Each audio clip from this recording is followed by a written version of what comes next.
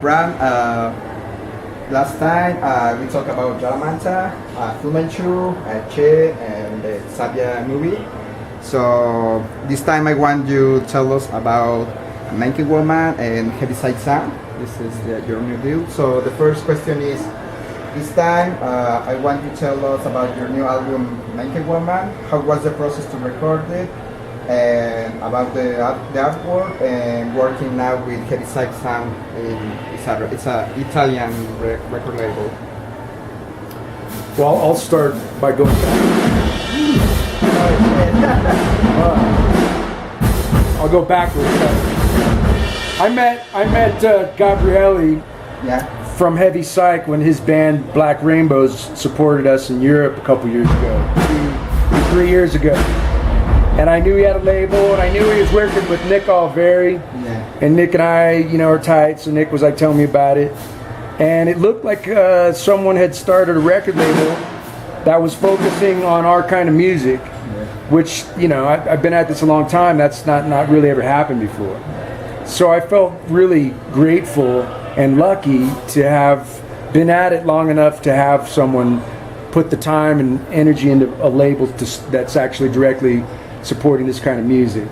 And I had literally and deliberately fulfilled my contract with Napalm Records so I could pursue working with someone who's actually has a passion for this kind of music, and the deal was sweet. He took on my whole catalog. That passion and excitement that was missing all those years was there in terms of everybody involved. And I quickly was inspired. What's going on right now in the world and in the United States is just really inspiring for me as a musician and an artist. It kind of fuels my fire, and so I was ready to make a record quick. Bubba, my guitar player, were really tight, and I said, Bubba, I want you to produce the record. I've produced enough of my records. I don't need to produce any more of my own shit. I wanted to let go of the wheel, let someone else drive, and Bubba was the perfect person. And so we just quickly went to work. My bass player Dave and my drummer Goot, they live outside of Los Angeles, and so we just decided to do everything ourselves, just the time management. And so I play the drums and bass, and Bubba plays guitar and bass. And we call it Mankind Woman, which was actually the name of a song, and it ended up being the title of the record. Someone just thought it would be a good title for the record, and we agreed. So we went for it, and my manager found actually the guys at Heavy Psych. We told them our concept for the artwork, and they were like, you know what? There's a guy named Robin Nista up in Sweden that would be perfect. So that's how cool the label is. They actually went out of house to find the appropriate artist to do the record cover. So we were really excited about that as well.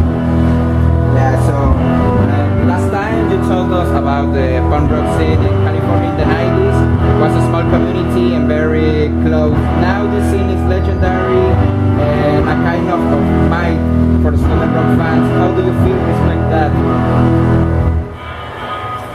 Yeah, well, it's legendary. To be honest, it was really in the 80s. The 80s? The 80s, oh yeah. The 80s was the punk rock scene, and then things became more just diversified by the time the 90s came around. But it's like, with time, more and more people discover things, and it's it's just time. Sometimes it's actually time that really nurtures and assists and contributes to something growing. It takes time, man, What happened with Vistachino? Any plans for a new album? Or Vistachino was something that made sense at that moment. Really? It was the tail end of Caius Lives and the lawsuit. And I respect what we accomplished. I really like the record.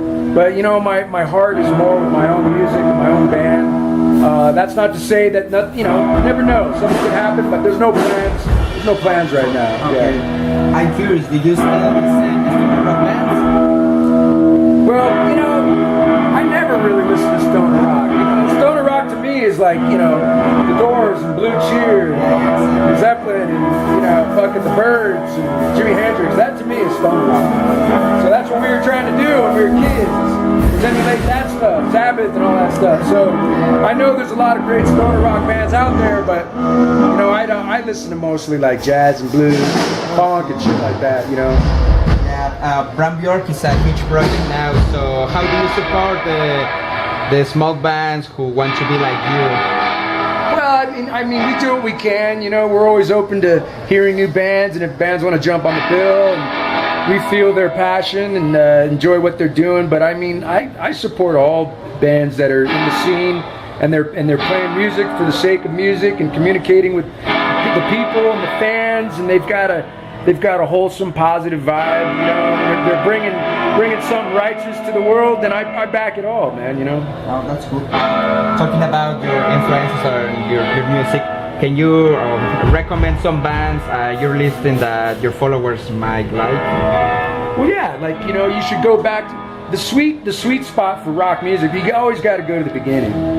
Rock music was born in 1965, and in my opinion, the creme de la creme ended around 75. Exactly. So you wanna just go. You don't have to.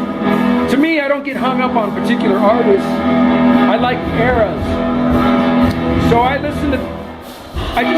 enjoy listening to all kinds of music between 65 and 75.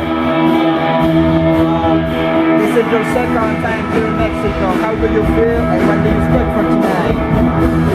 I love Mexico and I expect to have fun. What's next for Brant Bjork? We go to Europe. As soon as I get home from Mexico, we go to Europe, and then we'll just probably rest for the rest of the year, and then next year, hopefully we get to Japan and South America and start working on some new music, and well, we'll see. We just keep trucking along, man. So, any final word for your fans? Any particular message for your fans? Well, thank you so much for the support. I can't do it without the fans, and you know, it takes both. You know, it takes the music and the listener. It's no fun to make rock music by yourself. It's for me and the people that enjoy it. So I appreciate all the support. Thanks, Brant. This interview was very short because I asked you all the stuff the first time. Yeah. We talk about Pistachino, about Che, about Fu Manchu, about Jalamanta, and I know all about you right now, so it's a quick interview, so cool. Thank you for your time. Always it's a pleasure. Thank you, man.